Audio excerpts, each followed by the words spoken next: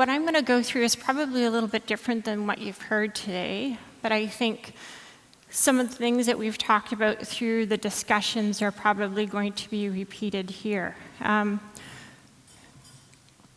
So I've had the opportunity to kind of step back probably the last, let me just go back, the last 6 months to kind of figure out, okay, well, what's working in this industry, what isn't? If I could start over, what would I do? I've had the latitude to do that, which has been really great. I caught some sleep, too. And so what I'd like to do is kind of go through and just kind of say to us as a peer group, our practitioners, partners, alliances, colleagues, what do I think we need to do going forward? So it's more of a call to action. And so I'm calling it 7 things we still need to do. And then I've got kind of 3 predictions for the industry that I wanted to walk through as well. So number 1, I think we've heard this, and so I'll say it. I think there are a lot of Me Too companies in the industry. And we kind of heard this already being discussed today. I think we need to start thinking a little bit differently about how we're trying to move this movement forward. And is it better that we're all trying to do it individually and grab our piece of the pie? Or is it better for us to come together and potentially collaborate and consolidate in the space to really make the material change that we want to make? So, as much as we are asking our customers and our partners to be open, I think we need to be more open, and I think we need to join forces, and we need to challenge ourselves about, if 2 companies join forces, would it, 1 + 1, would it equal 3? So that would be one of the things that I would say. We've already talked about this, and I chimed in on this a little bit. We need to innovate our own industry, for God's sake. So, I've been doing this for 10 years. I didn't want to say the number of years, but it has been 10 years. It's like open pit mining. We keep going down and we're digging, and we're persistent. We put the same suit on every day. We go out and we beat the drum, and we try to move what we're doing forward. But it can't be at the cost of us not innovating and us not challenging ourselves around what part of our business models or our service offerings or our platforms will be under siege at some point in the future. So how are we going to innovate? And what that means is be honest about what's working and not working. I think sometimes we mask some of the things that aren't working with the good news. Rip off the Band-Aid and get it solved. Responsibility. And this is a bit of a pet peeve for me. This has a little bit to do with the next venture that I've created, which is called Better Ventures. And it's this whole concept of participation commerce. So how does everyone share in the contribution? You can set up another ideas community, but what does that really mean for the participant? What does it mean for the host organization? I think we need to be honest about the crowd compensation models that we've developed to date. I think we need to challenge ourselves to find out whether or not they're still sustainable. What would we change about them? And I think we need to drive changes to make sure that they are fair and they are rewarding for participants. We talk about crowdsourcing. We need a crowd to do that. The crowd is their lifeblood. If they're not on, or if we're not creating a sustainable compensation model for them to participate, they're not going to be there. Encourage adoption. I think we're all doing this. But I would challenge ourselves to go out and to be even more ambitious. And to state the claims and the opportunities that we have as practitioners. Where can we take our clients and our partners? And so on the crowdfunding side, that might be, Deutsche Bank has said no 10 times. Go back and again. What are they going to say? Or, that client that you've been pursuing, they keep saying no, go back in. Help them understand and frame what we're doing in the context of how they are running their business. Be ambitious and bold. I think this is another key point. I've only got 7, so bear with me here. But with that boldness and that ambition, we really need to walk the talk. So that means that we got to bear down and do the work, and we got to see it through, and we can't quit. And so when things aren't working, you get back there. We're working with one client right now, and we've kind of stumbled on this first phase. And I can see people at the table are like, do we have to keep trying? Keep trying. We got to keep going because we're going to break through. The whole point of what we're doing is not to pilot something.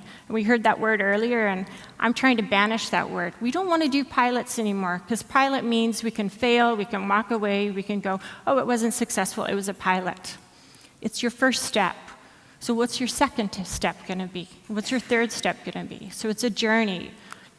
It's a continuum of testing, failing, winning, success, failure, and we have to keep going. Focusing on results. And I've got another pet peeve of mine is big data. Like the number of times that we hear this concept of big data. Well, what's the value in it? What are we doing with it? There's a term, and I think it was the New York Times published this article, would have been last year, where they talked about thick data. And thick data was the human computation of big data. So you bring those two things together. Then when we see the Watsons of the world, that augmented or that cognitive component. So we have the human, we have the crowd and all of the big data, and then we apply Watson to it. What's going to happen? Like, what could we learn that the human eye isn't seeing? And so, I'm challenging us to take these big, vast amounts of data that we're getting, like in a single crowdsourcing community, the comments alone.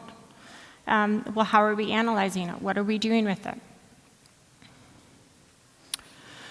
And this is, another key point for me, and I think I can say this because I came from the platform world. So I founded Curitics, and up until late last year, I was running that company.